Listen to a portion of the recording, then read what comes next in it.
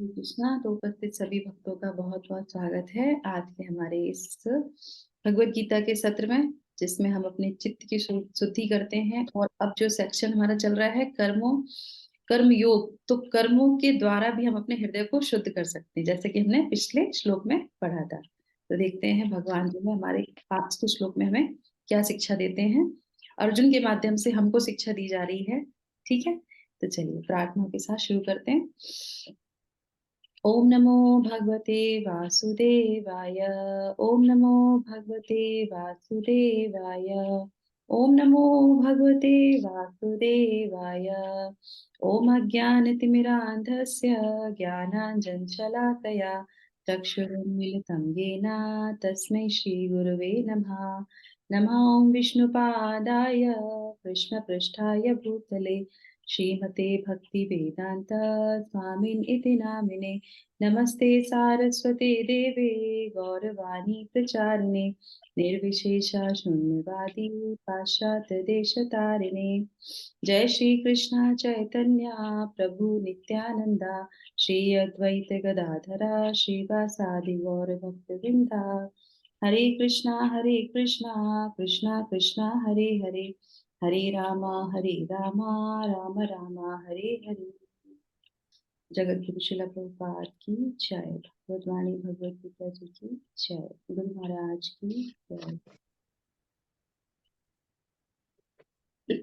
तो हम लोगों ने जो है तृतीय अध्याय में श्लोक संख्या 4 पढ़ लिया था। हम लोग लेंगे श्लोक संख्या 5। तो 4 श्लोक में हमने क्या देखा था कि भगवान ने हमें बोला है कि कोई भी व्यक्ति जो है कर्म से विमुख होकर कर्म फलों से छुटकारा नहीं पा सकता है, और ना ही केवल संन्यास से सिद्धि प्राप्त की जा सकती है। ये सब वो क्यों बता रहे हैं कि तुम्हारे मन में जो विचार आ रहा है वैरागी का, संन्यास लेने का, कर्म न करने का, वो तुम्हारे मन में ये विचार न आए, और ऐसा अगर करोगे तो तुमको उस कर्म को न करने का पाप लगेगा। तो ये यहाँ पे भगवान ने रिएक्शन बताया है कि ऐसा न करने से क्या होता है। ठीक है, अब भगवान क्या बताएंगे? अब भगवान बताएंगे रीजन। रीजन बताएंगे। क्या रीजन बताएंगे? चलिए पढ़ते हैं श्लोक में। वो बोलते हैं यहाँ पे, नाहि कश्चित् क्षणमपि जातु तिष्ठत्य कर्मकृत कार्यते हवशः कर्म सर्वः प्रकृतिर्जैर्गुणे। 3 moods ऑफ मटेरियल नेचर। तो कहते हैं प्रत्येक व्यक्ति को प्रकृति से अर्जित गुणों के अनुसार विवश होकर कर्म करना पड़ता है। अतः कोई भी एक क्षण भर के लिए भी बिना कर्म किए नहीं रह सकता। तो वो बोल रहे हैं कि प्रत्येक व्यक्ति को, प्रत्येक व्यक्ति का इसमें उन्होंने बोला प्रत्येक व्यक्ति, कोई भी हो। व्यक्ति के बारे में हमने पहले आपको बता दिया था, व्यक्ति विशेष मतलब सभी जीवात्मा जो भी हैं वो सब इसके अंतर्गत आ जाते हैं। और कह रहे हैं कि जो है विवश होके तुम्हें करना पड़ेगा। तो चलिए हम तात्पर्य को लेंगे, उससे पहले थोड़ी सी हम व्याख्या सुनते हैं और उसके बाद फिर शिला प्रभुपाद का तात्पर्य। एक हाथ में तैयार रहिएगा पढ़ने के लिए तात्पर्य। तो इसमें बोल रहे हैं कि भगवान जो है अर्जुन के माध्यम से हमको बहुत अच्छी सूचना दे रहे हैं। क्या दे रहे हैं? कि और इस भौतिक जगत में कोई भी ऐसा नहीं है, कोई भी प्राणी नहीं है जो बिना कर्म किए रह सकता है। और कर्म कैसे करेगा? वो प्रकृति के 3 गुणों के वश में आके उसे करना ही पड़ता है।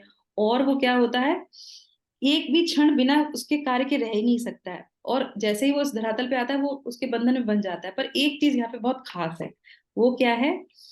तो यहाँ पे भगवान सभी जीवों के लिए बोल रहे हैं, परंतु एक व्यक्ति के लिए नहीं बोल रहे हैं। सभी जीव तो हैं पर एक व्यक्ति विशेष नहीं है, वो आप लोग मुझे बताइएगा। ठीक है, तो पहले हम इसमें देखेंगे तात्पर्य में। तो कौन माता जी पढ़ेंगी? मैं अर्चना पढ़ू माता जी। माता जी पढ़ेंगी। यस, पढ़िए। हरे कृष्णा। तात्पर्य, ये देहधारी जीवन का प्रश्न नहीं है, अपितु आत्मा का ये स्वभाव है कि वह सदैव सक्रिय रहता है। आत्मा की अनुपस्थिति में भौतिक शरीर हिल भी नहीं सकता।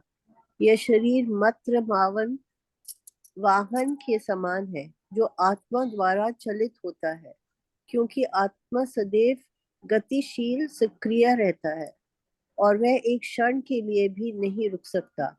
अतः आत्मा को कृष्ण भावना अमृत के सत्क्रम में प्रवृत्त रखना चाहिए, अन्यथा ये माया द्वारा शासित कार्यों में प्रवृत्त होता रहेगा।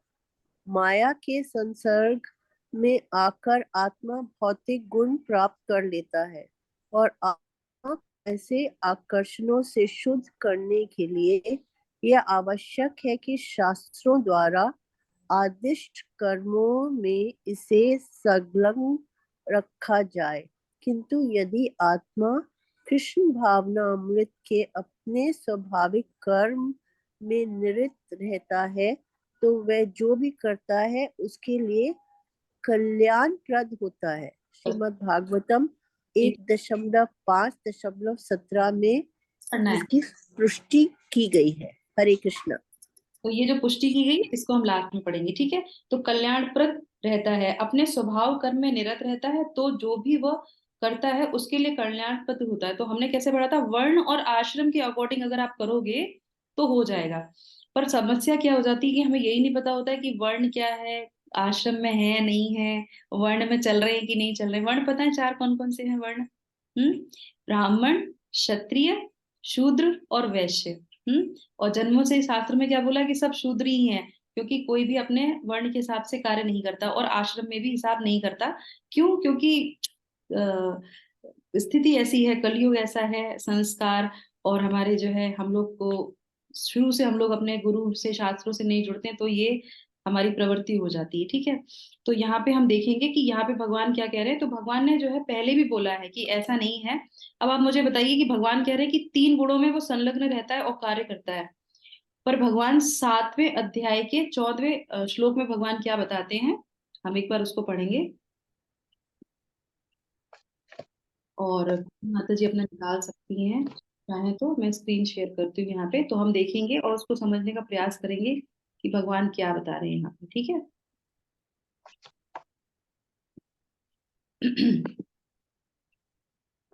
भगवान 7वें अध्याय के जो है 14वें श्लोक में भी यही बोलते हैं। देवी होशा गुणमयी मम माया दुरत्या मामेव ये प्रपद्यन्ते माया मेताम तरन्ति ते। क्या बोल रहे हैं भगवान? भौतिक प्रकृति के तीनों गुणों से युक्त मेरी इस दिव्य ऊर्जा पर काबू पाना कठिन है, कोई भी नहीं काबू पा सकता है। लेकिन जिन्होंने मेरे प्रति समर्पण कर दिया है वे आसानी से इससे अलग अलग जो है निकल सकते हैं, आगे निकल सकते हैं। तो क्या कहने का तात्पर्य हुआ यहाँ पे, जो ये श्लोक में जो भगवान बोल रहे हैं, ये तीनों प्रकृति के गुणों से जो है वशीभूत होके जो कार्य करते हैं वो कार्य नहीं करते जो भगवान की शरण में आते हैं उनको, क्योंकि ये भगवान की माया है। हम भगवान को सरेंडर करते हैं तो ये उनके लिए है। तो ये श्लोक किसके लिए बोला जा रहा है? ये रीजन उनको दिया जा रहा है जो नहीं करते हैं भगवान को शरण। वो कैसे भी करके जो है तीन प्रभावों में ही कार्य करेंगे और वो बंधन में ही हमेशा रहेंगे। जो भगवान की शरण में आते उनके लिए नहीं बोला जा रहा है यहाँ पे, ठीक है। क्यों भगवान यहाँ पे बोलते हैं ना ही कश्चित क्षणमपि जातु तिष्ठत्य कर्मकृत, ऐसा कोई भी नहीं है जो एक क्षण के लिए भी बिना कर्म के किए रहता है। यहाँ किश्चित जो शब्द है उसका मतलब है कि किश्चित मतलब कोई भी देवता हो, मनुष्य हो, जीव जंतु हो, पेड़ हो, कुछ भी हो, कोई भी नहीं रह सकता। सिर्फ एक व्यक्ति रह सकता है, कौन? जो भगवान की शरण में आ जाता है। और कल के श्लोक में हमने क्या पढ़ा था कि मनुष्य ही कर्म योनि में आया है, बाकी सब में क्या है? भोग योनि में है। तो हमारा फर्ज क्या बनता है? भगवान की शरण में आना ही पड़ेगा, नहीं आएंगे तो मुश्किल हो जाएगी। अब हम पढ़ते हैं यहाँ पे, फिर दूसरी पंक्ति में वो बोलते हैं कार्यते हयवश कर्म सर्व प्रकृति गुणा, सभी लोग विवश होकर कार्य करते हैं तीन गुणों से, है ना। कौन कौन से तीन गुण है? सतोगुण, रजोगुण और तमोगुण, ठीक है। अब हम यहाँ पे एक श्लोक और लेते हैं आपके जो है रेफरेंस के लिए, जिससे आपको पता चले कि भगवान में भगवत गीता में पहले भी बोला है। यस, कौन पढ़ेगा यहाँ पे इसको? पढ़िए, पढ़ेगा कोई? हरे कृष्णा। माता श्लोको पढ़ो कि खाली? श्लोक भी पढ़िए और अनुवाद। पृथ्वी पर अनुवाद। न तदस्ति पृथिव्यां वा न तदस्ति पृथिव्यां वा दिव्ये देवेषु वा पुनः सत्त्वं प्रकृतिजैर्मुक्तं यद एभिः स्यात् त्रिभिर्गुणैः। हरे कृष्ण।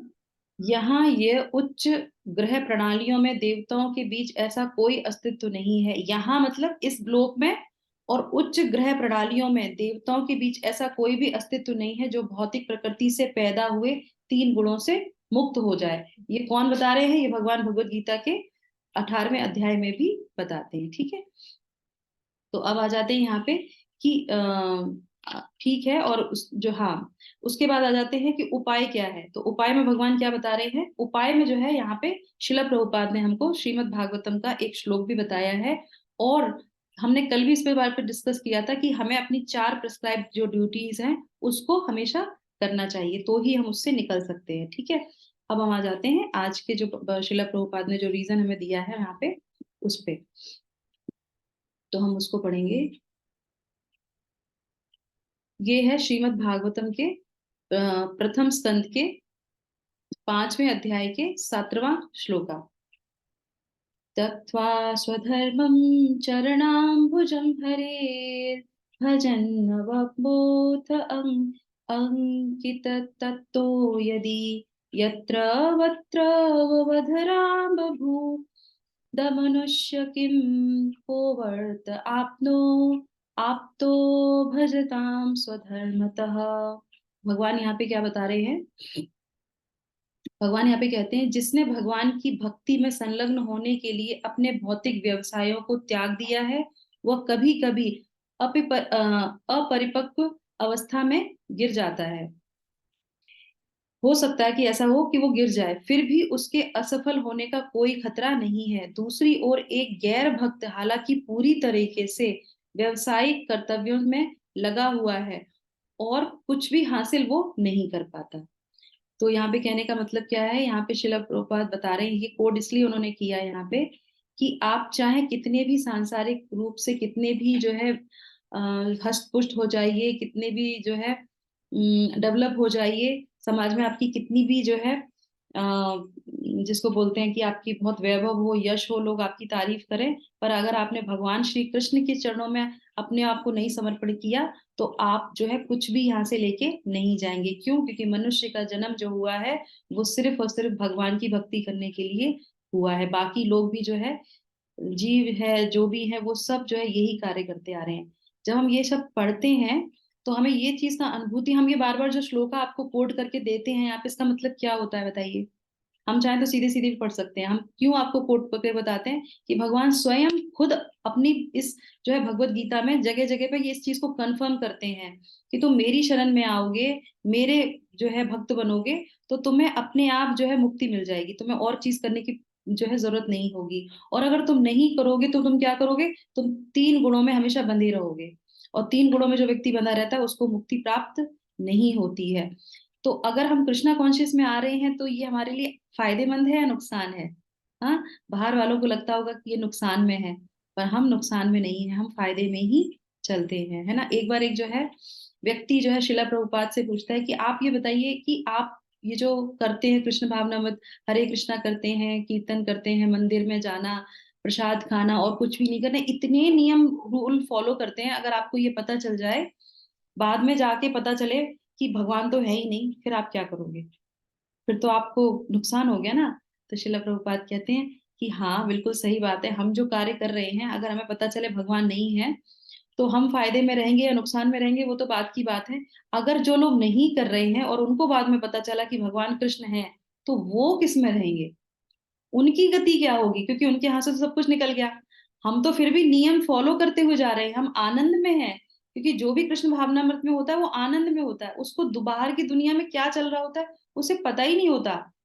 कि आप अपने से रियलाइजेशन कर लीजिए। हम जब कृष्ण भावना में आते कहते हैं, हम पूरे दिन हम लोग बढ़िया अपना चैंटिंग करते हैं, कथा पढ़ते हैं, भगवत गीता पढ़ते हैं, मंदिर जाते हैं, सेवा करते हैं, और हमें दुनियादारी से पता ही नहीं चलता, क्योंकि दुनिया के ये जो दुखालय अशाश्वत है, हमें दुनिया में रहने से ही दुख मिलता है, भगवान के सानिध्य में रहने से कभी दुख नहीं मिलता, शांति ही मिलती है। जो अवस्था हम लेके आए हैं गठरी, वो तो हमें भोगनी ही है, पर भगवान की शरण में रहेंगे तो वो जल्दी खत्म हो जाएगी हमारी, और हम शांति से रहेंगे। क्यों? क्योंकि भगवान कहते हैं कि अगर अंदर के परमात्मा खुश नहीं है तो आप भी खुश नहीं रह सकते। तो हम फायदे में हैं। तो सर्वोच्च जो हम कार्य कर रहे हैं वो क्या है? कृष्ण की भक्ति कर रहे हैं। भगवान की सेवा करना कोई साधारण नहीं है। भगवान भगवत गीता में कहते हैं कि जो है बहुत जो है दुर्लभ होता है ऐसा महात्मा। स दुर्लभ स महात्मा सो दुर्लभा। ऐसा महात्मा बहुत दुर्लभ होता है जो भगवान की भक्ति में आ पाता है। और जो लोग नहीं करते हैं उनके लिए भगवान यहाँ पे रीजन बता रहे हैं कि वो जो है नुकसान में पहुंच जाएंगे। ठीक है। तो लास्ट में जो है अर्चना माता जी आप पढ़ लीजिए लास्ट वाला पैराग्राफ जो हम लोगों ने छोड़ा था शिला प्रभुपाद का। हरे कृष्णा। माता जी यहाँ से यदि कोई कृष्ण भावनामृत अंगीकार कर लेता है तो भले ही वह शास्त्रानुमोदित कर्मों को ना करे अथवा ठीक से भक्ति ना करे और चाहे वह पतित भी हो जाए तो इसमें उसकी हानि या बुराई नहीं होगी। किंतु यदि वह शास्त्र अनुमोदित सारे कार्य करे और कृष्ण भावना भावित ना हो तो ये सारे कार्य उसके किस लाभ के हैं। अतः कृष्ण भावनामृत के इस स्तर तक पहुंचने के लिए शुद्धिकरण की प्रक्रिया आवश्यक है। अतएव संन्यास या कोई भी शुद्धिकारी पद्धति कृष्ण भावनामृत के चरम लक्ष्य तक पहुंचने में सहायता देने के लिए है, क्योंकि उसके बिना सब कुछ व्यर्थ है। हरे कृष्ण। तो यहाँ पे शिला प्रभुपाद क्या बता रहे हैं कि हम जब शास्त्र अनुमोदित कार्य क्या होते हैं, कभी कभी लोग जो है कर्म कांड में आ जाते हैं। करेक्ट। कर्म कांड कर रहे हैं, ये करना है, ये करना है, ये करना है, पर एक्चुअल में जिसने बोला है उसको शरणागति नहीं गई, उसको बोलते हैं कृष्ण भावना में। तो भगवान कृष्ण को अगर आप सरेंडर नहीं करेंगे तो कोई फायदा नहीं है। और जो कर्म कांड नहीं करता है, चलो ठीक है हम 3 समय की संध्या नहीं कर पाते, कोई बात नहीं, पर अपने भगवान कृष्ण को मानते हैं और उनके नाम का जप करते हैं, तो कहते हैं तो भी उसका कोई नुकसान नहीं है, वो फायदे में ही जाएगा। और हृदय की शुद्धि बताई गई है इसमें। हृदय की शुद्धि से ही जो है आप ऊपर जा सकते हैं। और ये हृदय की शुद्धि के बारे में बार बार क्यों बोल रहे हैं? क्योंकि कर्मों से ही हम अपने आप को शुद्ध कर सकते हैं। ठीक है। क्योंकि ये स्टेज भगवत गीता की अभी शुरुआत की है, तो भगवान सारी स्टेजों को क्लियर करते हुए आगे लेके जाएंगे। कर्मों से अपने आप को शुद्ध करो, फिर ये कृष्ण भावनामृत, क्योंकि भक्ति योग जाना है, ज्ञान योग जाना है, वो आगे का चरण है बहुत।